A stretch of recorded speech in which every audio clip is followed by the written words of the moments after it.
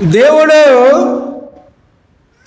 మానవులను నిర్భయంగా జీవించడానికి, ధైర్యంగా ఉండటానికి దేవుడు ఏం చేస్తారంటే ప్రియులారా, మనలో ఉన్న శత్రువులు అన్నిటినీ కూడా, మనలో ఉన్న శత్రువులు అంటే ఎవరు? ఇక్కడ బయట శత్రువులు కాదు, మన లోపల శత్రువులు ఉన్నారు. ఎవరు వాళ్ళు చెప్పండి ఒకసారి. ఈర్ష్య, పగ, ద్వేషం, కుళ్ళు, కుట్ర ఇవన్నీ కూడా మనలో దాగి ఉన్న శత్రువులు ప్రియులారా. ఈ శత్రువులతో మనకు మనశ్శాంతి ఎప్పుడు కూడా రాదు. ఇవన్నీ కూడా ఎప్పుడైతే తీసేసుకుంటామో, ఇవన్నీ కూడా ఎప్పుడైతే తీసి పక్కన పెడతామో అప్పుడు మనకు మనశ్శాంతికరమైన జీవితం వస్తుంది పిల్లారా. అటువంటి అప్పుడు యేసు ప్రభువును విశ్వసించినప్పుడే ఏం జరుగుతుంది? మనలో ఉన్న శత్రువులన్నీ కూడా బహిర్గతమైపోతాయి, ఉండవు. దేవుడు మనలో జీవిస్తే, ప్రభువు మనలో జీవిస్తే, యేసే మనలో ఉన్నప్పుడు మనలో ఉన్న శత్రువులైనటువంటి ఈర్ష్య, పగ, ద్వేషం, కుళ్ళు, కుట్ర అన్నాయి మనలో ఉండవు.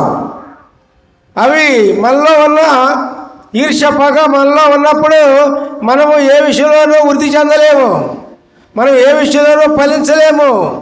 ఎప్పుడైతే మనలో ఉన్న శత్రువులను చంపితే, మనలో ఉన్న శత్రువులను చంపి దేవుణ్ణి మనం చేర్చుకుంటే, లోపలికి హృదయంలోకి చేర్చుకున్నప్పుడు ప్రియులారా, మనం నిర్భయంగా జీవించగలము, నిర్భయంగా ఉండగలము, సమాధానంగా ఉండగలము, సఖ్యతగా ఉండగలము, మనశ్శాంతికరమైన జీవితం జీవిస్తాం, సుఖకరమైన జీవితాలను మనం జీవిస్తాం.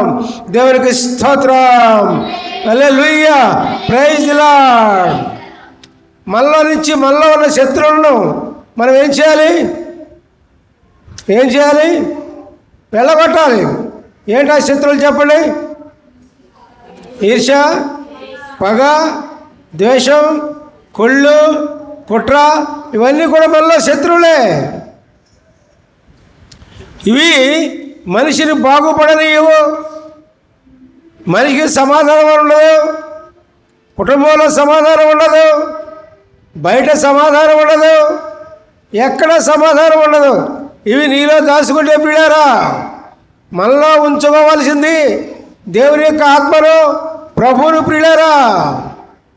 మనం దేవుణ్ణి ఆరాధించేటప్పుడు దేవుడు మనలో ఉంటేనే దేవుణ్ణి ఆరాధించగలము, దేవుణ్ణి స్తుతించగలము, దేవుణ్ణి మహింపరచగలము, దేవుణ్ణి కీర్తించగలం.